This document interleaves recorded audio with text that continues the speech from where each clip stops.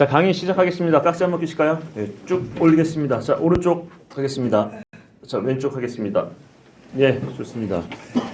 자, 오늘 먼저 매번 얘기하는 거지만 오늘 학회지의 내용이 이제 콘크리트 학회지거든요. 너무 깊게 빠지지 마시고요.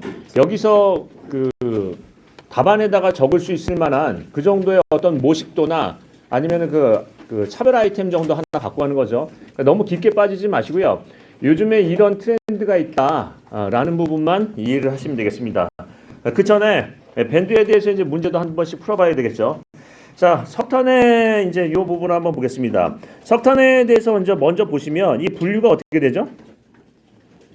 이 분류는 우리 이제 위에 뜨는 거는 플라이애시고요. 밑에 가라는 거는 버텀애시죠. 그래서 버텀애시, 플라이애시는 연소를 했을 때 집진하는 우리 집진기에서 하는 미분탄 얘기하는 거고요.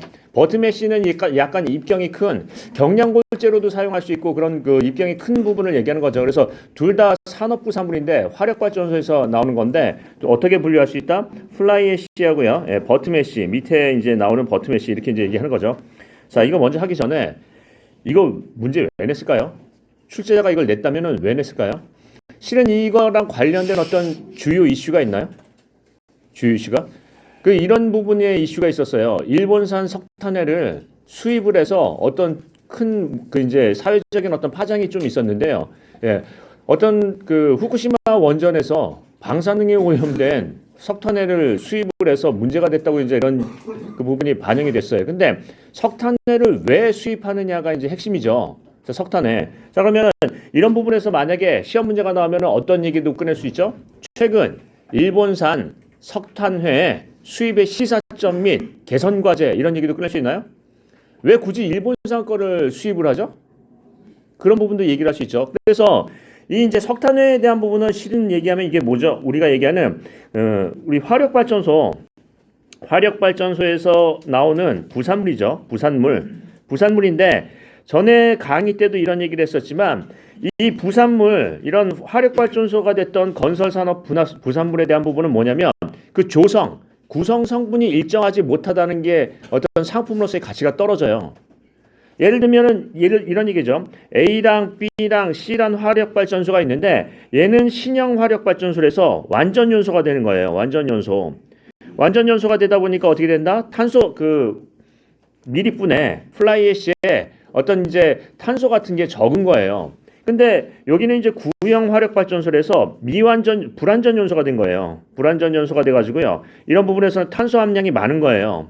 그러면 이런 부분을 섞어서 쓰다 보면은 매번 어떤 구성 성분, 조성이 틀리기 때문에 이런 부분에서 어떤 얘기를 했나요? 일본산 같은 경우에는 이거를 각각에 대한 조성을 계속 예를 들면 A 화력발전소에서 나온 거는 A 화력발전소용으로 B 화력발전소용은 그렇게 따로 이제 해서 어떤 구성 성분이 일정한 것을 확보를 했다라는 얘기를 했습니다. 따라서 이런 대제목을 잡을 수 있겠네요. 뭐요?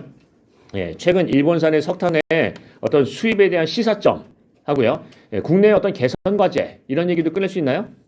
그래서 이런 시험 문제가 만약에 나온다면 어떤 그런 시사하고도 연결된 거라고도 볼 수 있어요. 물론 꼭 이렇게 써야지 답은 아니지만 자, 그러면 먼저 들어가기 전에 플라이애시는 우리 어떤 유형으로 접근하죠? 예를 들어서 유형이 없으니까 미치는 영향, 영향주는 요인하지만 키워드 중요한 게 있습니다. 뭐가 있나요? 양, 주, 효과.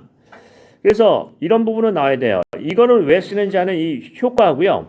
그 다음에 사용시 주의사항 정도는 나와야 되겠고요. 그 다음에 뭐가 나와야 돼요? 용도. 이거 어디서 쓰는지.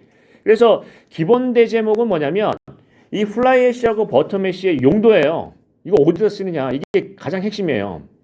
플라이애시는 예를 들면은 혼화재료도 쓸 수 있지만 버텀애시 우리가 이제 여기 새로 등장한 버텀애시는 어디도 쓸 수 있다는 거예요. 경량골재 같은 거니까 복토재도 쓸 수 있고요. 뒤치음재도 쓸 수 있고요. 우리 토공재료도 쓸 수 있어요. 그리고 콘크리트 혼화재료도 쓸 수 있고요. 그러니까 여기에 가장 핵심은 뭐죠? 이걸 왜 하느냐 하는 용도가 분명히 나와야 돼요. 그걸 어떻게 나눈다? 플라이애시하고 버텀애시의 용도를 쓰는 거예요. 그 용도도 모르면 기본이 안 된 거죠. 자, 그렇게 하고요. 그 다음에 플라이애시가 됐던 버텀애시가 됐던 그 효과, 메커니즘이라는 게 있잖아요. 그래서 이런 걸 도식화로도 표현할 수가 있겠습니다. 자, 그러면 그 내용을 보고 한번 볼까요? 자, 석탄회랑 미분탄을 연소한 다음에 부산물이 나오는 건데 플라이 애쉬와 버튼 애쉬가 있다. 여기 정의에 뭐가 빠졌어요? 이거 왜 사용하죠? 용도요. 용도를 써줘야죠. 이렇게 끝나면 안 되죠. 버튼 애쉬와 플라이 애쉬가 있는데 무슨 용도로 활용된다라는 용도는 나와야죠. 이게 핵심인데. 자, 그렇게 보시고요. 그 다음에 발생 그 원리. 실은 이제 이게 원리가 이런 것도 써주면 한번 보겠습니다. 이제 메커니즘 또는 원리 하는데 무엇의 메커니즘이에요? 무엇의 메커니즘이죠? 예를 들면 플라이 애쉬 같으면은 그 플라이 애쉬를 쓰면은 어떤 효과가 있나요? 플라이 애쉬 우리 이제 이런 얘기하죠. 투볼공, 투알고 뭐 이런 얘기를 하는데 플라이 애쉬는 어떤 메커니즘이 있죠? 볼 베어링 메커니즘, 2차 반응 메커니즘. 메커니즘이라고 쓸 때는 반드시 무슨 메커니즘이라는 얘기를 쓰셔야 돼요. 그냥 메커니즘 하면 안 돼요. 이게 무슨 메커니즘인가요? 이게 긍정적인 메커니즘인가요? 부정적인 메커니즘인가요? 그 대상을 특정해야죠. 그러니까 예를 들어서 석탄에 하면요. 석탄에 따른 2차 반응 메커니즘 이렇게 써줘야죠. 그런데 보통 보시면은 어떤 얘기를 쓰시냐면 석탄의 메커니즘 이렇게 쓰시는 분들도 많아요. 그 무슨 메커니즘이냐 물어보는 거죠. 이런 얘기는 그 기본이 안 된 거예요. 실은 메커니즘이라고 한다면 무엇의 메커니즘, 볼 베어링의 메커니즘이냐 아니면 무슨 메커니즘이냐 이런 그 대상을 제대로 써줘야지 그냥 메커니즘 이렇게 하면은 무슨 메커니즘인지도 모르는 거죠. 여기는 발생 원리라고 쓰고 메커니즘이라고 쓰는데 이거는 뭐냐면 메커니즘이라기보다는 생성 과정이죠. 생성 과정이나 뭐 제조 과정 이런 부분 얘기하는 거죠. 예, 일단은 여기 좀 내용이 그렇고요.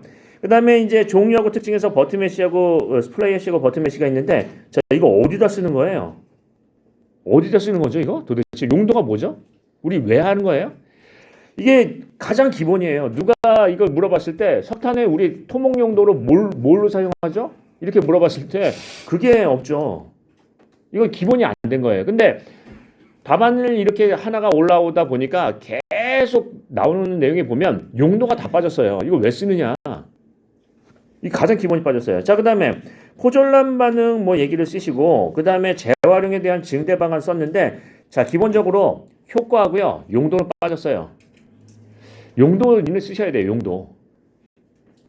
기본적이요. 양주 효과 뭐 이런 얘기를 하는데 자, 그 정도로 한번 보겠습니다. 자, 일단은 우리 플라이 애쉬 말고도 버튼 메쉬에 대한 용도도 상당히 많다라는 거죠.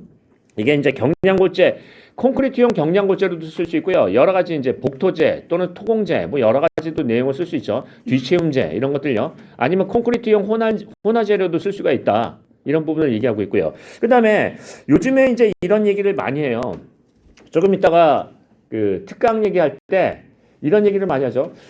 시멘트나 콘크리트를 해가지고 어떤 그런 믹싱을 해서 연약지방 개량을 하거나 뭘 채움제를 할 때 보통 예전에는 시멘트를 해가지고 치환을 했어요. 근데 이제 그걸 어떻게 하냐면 현지 발생 골재에다가 시멘트 슬러리, 즉 걸쭉한 액을 섞어가지고 그래서 이제 채움제를 하거나 강도를 내는 방법을 많이 써요. 근데 그 시멘트 슬러리가 뭘로 만드냐면 이런 석탄회 같은 걸로 만들어요. 산업부산물. 그러니까 이 내용을 보시면 기존에는 굴착을 한 다음에 콘크리트를 때려 부으니까 치환이에요. 그러니까 거기서는 비친환경적인 요소가 두 가지가 있어요. 하나는 뭐예요? 흙을 배토를 해야 되고요. 콘크리트를 사용한다는 거예요. 근데 이 변경된 방법을 보면 현지 발생 골재를 사용하고요. 시멘트 슬러리, 석탄회 같은 걸 이용해가지고 강도를 낸다는 거예요. 그러면 친환경적인 요소가 굉장히 좋아요. 그래서 그런 부분에 대한 내용도 여기 이제 그 특강에 있으니까 그것도 생각을 해보시면 요즘에 이 석탄에 대한 용도도 상당히 많은 부분 얘기를 하고 있어요. 그 용처에 대해서. 용도는 쓰셔야 되겠습니다. 용도. 자, 그렇게 하고요. 다음 갈까요? 자, 그 다음에 전기삼투공법. 이 전기삼투공법은 어떻게 하냐면 전류가 플러스에서 마이너스로 흐른다. 즉 이렇게 하는 걸 보고 이 플러스에서 마이너스에 전극을 놓으면은 얘가 전류가 이동하면서 물을 끌고 가요. 그래서 물의 이동이 플러스에서 마이너스 극으로 하죠. 그럼 마이너스에다가 뭘 하냐면 추출정, 즉 모래 같은 걸 놓아서 여기서부터 물을 뽑는다라는 거예요. 뽑는다라는 거다. 자, 그럼 한번 보겠습니다. 전기삼투공법의 대상 토질은 어떻게 되나요? 이거는 이런 공법은 어디다가 쓰는 건가요? 아니면 뭐 이거를 말을 바꿔서 영양인자라고도 한번 해보겠습니다. 인자. 자, 그럼 한번 보겠습니다. 투수계수는 큰 흙에 썼어요? 작은 흙에 썼어요? 작은 흙에 썼어요. 큰 흙에서는 보통 중력식이나 강제식을 쓰고요. 투수계수가 큰 흙에서 쓰고요. 투수계수가 큰 흙에서 쓰고요. 또요. 함수비가 클수록 좋아요. 그러니까 이러다 보니까 뭐냐면 점성토 계열이나 실트 계열이 유리해요. 실트. 대상 토질이. 자, pH가 높은 곳에서 써요? 낮은 곳에서 써요? pH는 낮을수록 효율이 떨어져요. 그래서 그런 부분에서 이거 pH에 대한 부분도 상당히 중요해요. 즉, pH가 낮을수록 효과가 확 떨어지거든요. 그래서 그런 부분도 얘기할 수 있고요. 자, 그 다음에 뭐 이거 토질에 대한 부분 보겠습니다. 위에서 뭐 얘기했지만은 사질토 같은 입경이 큰 흙에서 유리해요? 아니면 점성토 같이 입경이 작은 흙에서 유리해요? 예, 점성토 같은 입경이 작은 흙에서 유리해요. 맞나요? 자, 그런 부분이 있고요. 그 다음에 염분 같은 거 보겠습니다. 염분 함량이 많으면 좋아요? 이게 효과가 있어요? 없어요? 일단 없어요. 그래서 해상 토질에는 이건 안 써요. 기본적으로요. 그러면 이런 부분을 볼 때 전기삼투공법이라는 거는 일반 배수공법하고 틀리게 이 용처가 틀릴 거예요. 용도가. 그러면 이 용도, 대상토질 또는 영양인자 같은 얘기가 될 수 있는데 이 얘기가 나와야 되는 거 아닌가요? 이거 어디다 쓰는 건지. 이 복잡단단한 거를 어디다 쓰는 건지 하는 용도가 나왔던 아니면은 대상토질이 나왔던 영양인자가 나왔던 다 같은 얘기예요. 근데 어디다 쓰는지는 알아야 되는 거 아닌가요? 그래야지 현장에서 야 이런 토질에서는 다른 부분보다 이 공법이 맞아 라고 얘기할 수 있는 거예요. 그러면 이 공법의 원리가 있고 뭐 이런 부분이 있는데 여기 이제 영양인자 이런 부분이 있으면 이 내용에 대해서 좀 구체적으로 써주셔야 돼요. 어떤 데에 쓰는지. 기본이에요.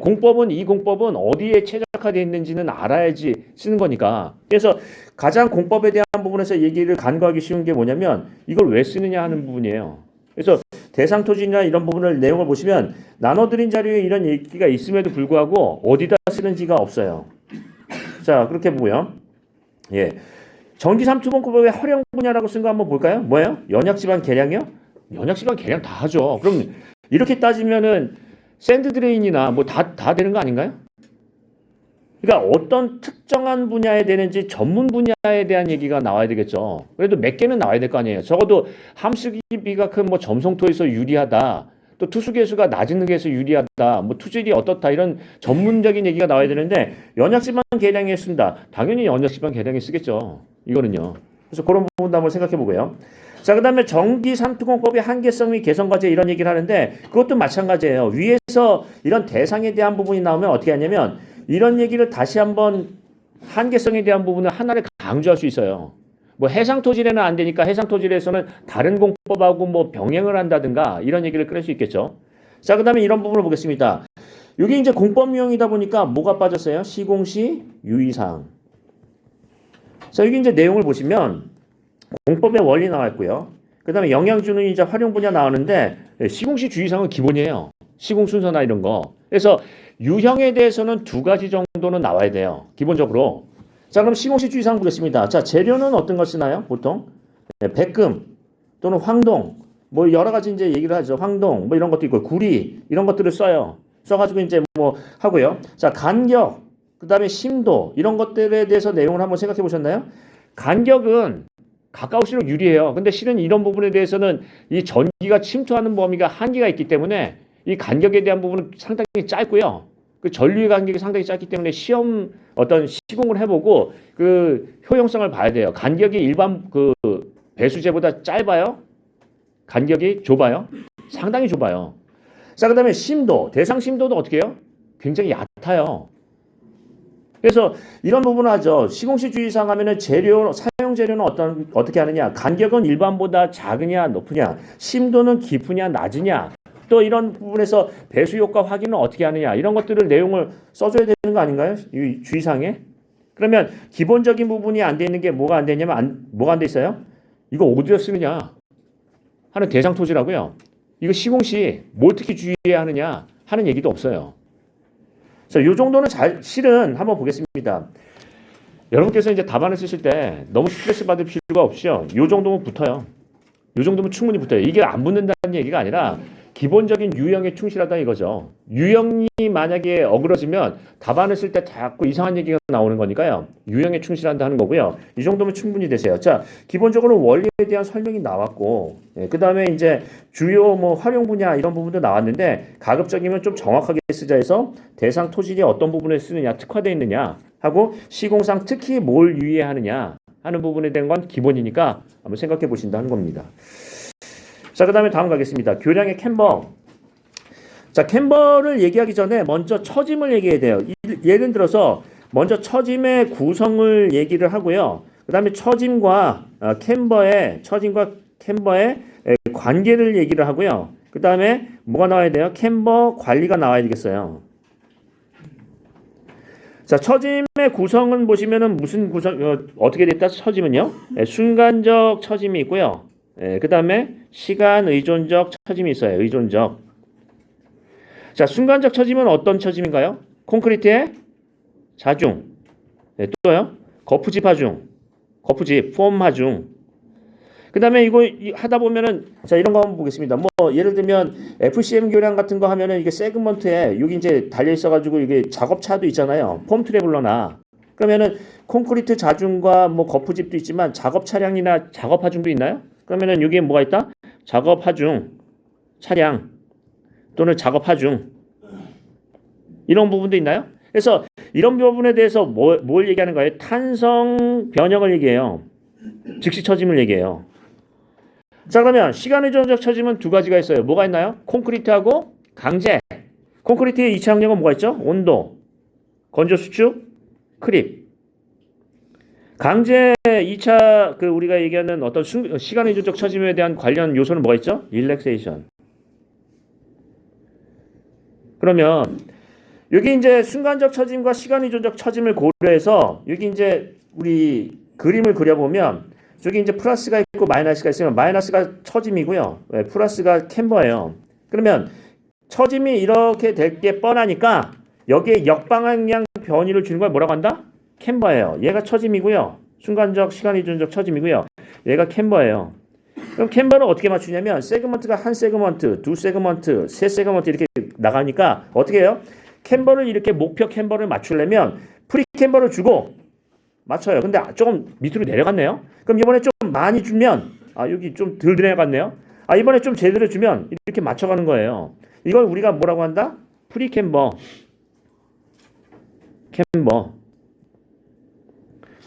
자, 그럼 한번 보겠습니다. 기본적으로 캠버를 얘기하기 전에 뭐부터 얘기해야 돼요? 처짐부터 얘기해야 돼요. 처짐을 알아야 캠버를 줄 거 아니에요. 캠버는 처짐 방향의 역방향 변이거든요. 그러니까 캠버가 나오기 전에 뭐부터 얘기를 했어야 돼요? 처짐의 구성, 처짐과 캠버의 관계, 그 다음에 캠버 관리가 나와야죠. 왜냐하면 캠버라는 건 처짐의 역방향 변이 아니에요. 그런데 답안을 보시면 어떻게 되어 있냐면 한번 이거 보겠습니다. 캠버 관리 목적, 캠버 관리 영향인자, 그 다음에 캠버. 기본적으로 캠버에 대해서 교량 처짐의 영향인자가 아니라 처짐에 대한 구성을 제대로 먼저 써주고 캠버를 정의를 하고 캠버의 관계를 얘기해주고 그 다음에 캠버 관리가 나와야 돼요. 그러면 이게 이제 교량 처짐에 즉 캠버가 처짐을 먼저 얘기해서 처짐과 순간적 처짐과 시간 의존적 처짐에서 이렇게 콘크리트의 탄성 변형이 아니고요. 콘크리트의 자중, 작업차 이런 것들이 다 합한 탄성 변형이에요. 자, 그렇게 하고요. 그 다음에 온건크하고 릴렉세이션 이런 부분에 대해서 얘기를 꺼낸 다음에 그 다음에 뭐가 나와야 돼요? 처짐이 나오면 처짐과 캠버의 관계 그 얘기를 하고요. 그 다음에 캠버 관리 하는 거죠. 자, 그리고 이제 여기 내용을 보시면 내용을 한번 보시면 잘 쓰셨습니다. 정의에 대해서 얘기해서 처짐을 방지하기 위해서 미리 상향에 소승을 주는 거, 즉 처짐 방향의 역방향 변이죠. 자, 관리의 목적이 있고요. 영향인자라기보다는 처짐의 구성 얘기를 하고 캠버와 처짐의 관리가 나온 다음에 캠버 관리를 합니다. 캠버 관리 방안은 구체적으로 특징을 언급해 주는 게 좋아요. 자, 예를 들면 캠버 관리에 대해서 고려한 가설 벤트를 설치하면 이 가설 벤트를 설치하는 거는 어떨 때 유리한가요? 예를 들면 수심이 얕거나 유속에 어떤 영향이 없으면 벤트로 직접 해가지고 잭킹, 유압잭으로 올리는 방식이 나요. 얘는 그런데 쓰는 거거든요. 근데 하부의 어떤 공간에 영향이 있다고 한다면 뭐 카운터웨이트, 균형추를 주거나 이런 방법이 나올 수 있어요. 그래서 이런 거를 설명할 때는 이 캠버 관리 방안이 중요한데 간단한 특징 써주는 게 좋겠죠. 여기에 유리, 여기에 분리, 이런 데 유리 이런 거요. 아무 데나 쓰는 게 아니라 이것도 용처가 있다 하는 거죠. 자, 그럼 여기 이제 내용을 잘 쓰셨는데 대부분 다 이 캔버에서 가장 기본이 뭐가 빠졌어요? 처짐 얘기가 빠졌다고요. 처짐이요. 처짐을 얘기를 안 하고는 캔버를 얘기가 할 수가 없어요. 캔버하고 처짐은 관계가 바로 역방향이니까요. 자, 그런 식으로 해서 우리는 세그먼트마다 어떻게 관리한다 캔버를요? 프리 캔버를 줘서 계속 수렴시키면서 맞춰가는 과정을 하는 거예요. 그래서 나중에 키세그 연결할 때는 그게 딱 맞아야 돼요. 이해되시죠? 자, 그 정도 보시고요. 네, 다음 가겠습니다. 자, 그 다음에 이 폐색 효과를 한번 볼까요? 이제 기본적인 아이템은 폐색 효과 하면 어떤 얘기를 하죠? 폐색하면 어떤 얘기가 기본 아이템입니다. 폐색. 네, 폐색하면 정상 효과 증말기지, 폐색의 정도, 폐색의 상태, 폐색의 정상 효과, 폐색의 효과. 요 세 가지는 기본 아이템이에요. 요거를 어떤 식으로 써주든 이거 중에 두 개는 나와야 돼요. 아무리 못해도. 네, 자, 그렇게 보시고요. 자, 그 다음에 폐색의 부정적 측면을 한번 볼까요? 폐색의 부정적 측면이 뭐가 있나요? 폐색이 생기면은 어떤 긍정적 측면도 있지만 지지력이 증가하지만 부정적 측면은 뭐가 있죠? 폐색이 생기면 어떻게 되나요? 소음 진동이 커진다. 아무래도 끝이 막히니까 저항이 크니까요. 또요? 항타 효율이 떨어져요. 아무래도 끝이 선단 지력이 커지니까 잘 안 박힌다 이게 얘기죠. 그 다음에요. 이래도 때리다 보면 어떻게 된다? 말뚝에 어떤 두부에 손상이 생겨요. 손상. 그래도 때리다 보면 어떻게 돼요? 주변에 히빙, 융기가 일어나요. 히빙. 주변에 어떤 영향. 히빙.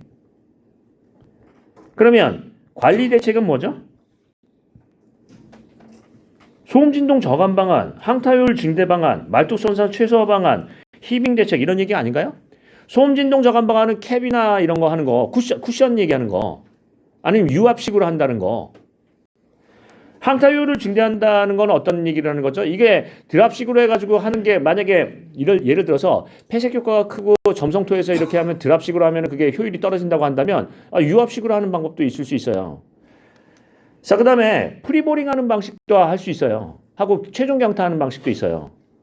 자, 그 다음에 말뚝이 손상되는 것도 쿠션 얘기도 꺼낼 수 있고요. 항타 방식을 바꿀 수도 있고요. 그러면은 기본적으로 부정적인 얘기를 하면은 어떤 얘기가 나와야 돼요? 관리 방안이 나와야 돼요. 현장에서 폐색 효과가 나오면 어떤 식으로 말뚝을 관리를 해야 되느냐 하는 관리 방안을 이 부정적 효과로부터 끌어낼 수가 있어요. 왜냐하면 공법에 대한 부분을 장점과 단점, 즉 긍정적과 부정적을 얘기하면 단점을 보완하기 위한 관리 방안을 제시해야 되거든요. 우리 이런 거 콘크리트에서도 얘기했고 많이 얘기했죠. 그러니까 단점을 보완하기 위한 관리 방안을 제시해야 되는데 그게 없어요. 그래서 이 효과에 대한 부분은 뭐였다? 미치는 영향, 영향 주는 요인하면은 관리 방안이 있어야 되는데 다들 뭐가 문제예요? 관리 방안이 없다. 그럼 요 답안도 한번 보겠습니다. 폐색의 정의가 있고요. 뭐 이 막히는 효과다 하면서 이게 문제점은 얘기를 꺼내셔야 돼요. 가장 큰 문제는 뭐냐? 자, 그 다음에 폐색의 메커니즘 얘기하고요. 그 다음에 폐색의 정량화 방법에서 뭐 양주, 우리 이제 효과, 정도, 상태 이런 얘기를 했어요. 자, 미치는 영향 나왔어요. 뭐가 빠졌죠? 관리 방안 어디 갔어요? 관리 방안. 이런 영향이 있는데, 부정적 영향인지 긍정적 영향이 있는데, 관리 방안 어디 갔죠? 현장의 시공 관리 방안. 핵심은 관리 방안 아닌가요? 이런 폐색 효과가 생기면 우리는 설계상, 시공상 어떤 관리를 해야 돼요? 여기 이제 보시면 우리 설계상 관리 방안하고 시공상 관리 방안을 얘기하면은 설계상 관리 방안은 어떻게 한다고 하나요? N값이 30 초과일 때, N값이 30 이하일 때 해가지고요. 설계 단면적에 몇 프로를 반영한다? 그 선단 단면적에 30에서 60%를 반영한다. 이게 이제 100% 반영한다. 얘는 30에서 60% 반영한다. 이런 설계 관리 방안이 있잖아요. 시공 관리 방안은 방금 뭐 소음 진동이나 말뚝에 대한 그런 어떤 손상 그런 부분에 대한 관리 방안을 구체적으로 제시해줘. 그래서 이런 얘기를 하십니다. 효과 같은 경우에 이런 문제는 뭐냐면 미치는 영향, 영향 주는 요인 하는데 반드시 어떤 부분이 나와야 돼요? 관리 방안이요. 이게 무슨 얘기냐면 문제점, 원인, 대책 얘기랑 일맥상통해요. 그러면 문제점하고 미치는 영향이 문제점이고 영향 주는 요인이 부정적 영향이 원인이라고 한다면 미치는 영향이 이제 거꾸로 되죠. 원인이고 이제 영향이 문제점이라고 부정적 영향이 문제점이라고 한다면 과일 대책을 안 쓰면 일단 아웃이잖아요. 그러면 미치는 영향 주는 요인 다음에 뭐가 빠진 거예요? 과일 안 쓰면 대책을 안 쓴 거예요. 그래서 대책에 대한 부분이 누락이 되면 일단 점수가 안 나와요. 그래서 그런 부분도 한번 생각해 보시겠습니다. 자, 그러면 우리 밴드 내용 하기 전에 우리 이제 학회지 내용 하기 전에 밴드에 대한 부분도 기본적인 내용이 뭔가를 한번 생각해 보십니다. 물론 여기 있는 내용 정도는 잘 쓰셨어요. 잘 쓰셨는데 기본적인 유형을 준수하고요. 그리고 거꾸로 생각해서 내가 생각할 때 내가 채점자라면 어떤 부분이 누락됐나 한번 보세요. 이 폐색 같은 경우는 다들 대책이 빠지셨어요. 양주 효과, 우리가 얘기하는 정상 효과 이런 부분을 쓰는데 대책이 빠졌다는 얘기죠. 그런 부분으로 생각을 하시면 되겠습니다. 자, 이 정도로 하고요. 다음 넘어갈까요?